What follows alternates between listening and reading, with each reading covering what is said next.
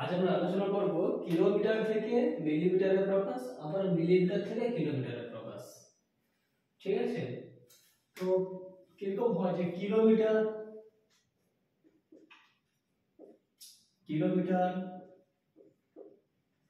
Hectometre, decametre, metre, decimetre, centimetre এবং millimetre. Kilometre, hectometre, decametre, metre, decimetre, centimetre, millimetre, এই সাতটা term থাকে। এবারে যদি বলা হয় কিলোমিটারকে হেক্টোমিটারে প্রকাশ করো, বা কিলোমিটারকে ডেকামিটারে প্রকাশ করো, বা ডেসিমিটারে প্রকাশ করো, বা মিটারে প্রকাশ করো, তখন কি করা হবে? প্রত্যেকটা ঘরের জন্য আমাকে 10 দিয়ে গুণ করতে হবে। প্রত্যেকটা ঘরের জন্য 10 দিয়ে গুণ করতে হবে। আবার যদি বলা হয় মিলিমিটার থেকে কিলোমিটারের দিকে চলো, তখন কি করব? প্রত্যেকটা ঘরের জন্য 10 দিয়ে ভাগ করব। কারণ কিলোমিটার হচ্ছে সবথেকে বড় টার্ম এবং মিলিমিটার হচ্ছে সবথেকে ছোট টার্ম। ঠিক আছে, কারণ কিলোমিটার থেকে আমি হেক্টোমিটারে আসবো, 10 দিয়ে গুণ করব। আর কিলোমিটার থেকে ডেকামিটারে এলে 10 গুণিতক 10 দুটো ঘর আছে, 10 গুণিতক 10 দিয়ে গুণ। কিলোমিটার থেকে মিটারে এলে 10 গুণিতক 10 গুণিতক 10, যতটা ঘর যাব তত ঘরের জন্য 10 দিয়ে গুণ। আবার মিলিমিটার থেকে কিলোমিটারের দিকে যত ঘর যাব প্রত্যেকটা ঘরের জন্য 10 দিয়ে ভাগ করতে হবে।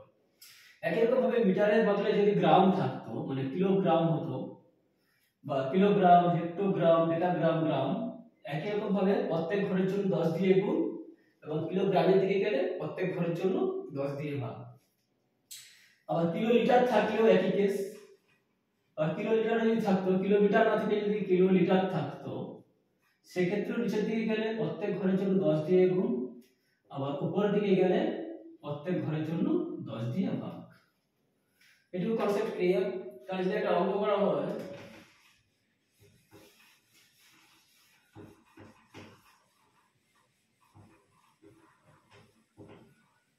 যদি একটা অঙ্ক করা হয় যে 5 কিগ্রা আলু সমান কত গ্রাম আলু, তাহলে কি 5 কিগ্রাকে মানে কিলোগ্রামকে গ্রামে প্রকাশ করতে বলেছে। এখানে দেখুন কিলোগ্রাম, হেক্টোগ্রাম, ডেকাগ্রাম, গ্রাম। প্রত্যেকটা ঘরের জন্য কি বলেছিলাম? নিচে থেকে গেলে 10 দিয়ে গুণ। কটা ঘর আছে? 1 2 3, কারণ কি গুণিত 3 বার 10 মানে 1000।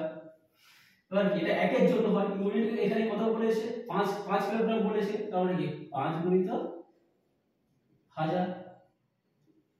তাহলে 5 কিলোগ্রাম মানে হচ্ছে 5000 গ্রাম।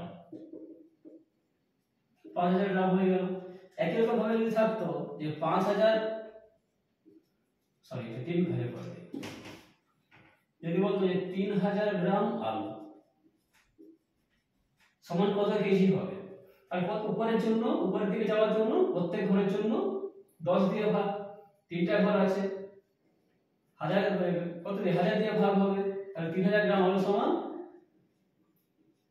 3000 ভাজিত 1000 কিলোগ্রাম সমান 3 কিলোগ্রাম। Concept clear?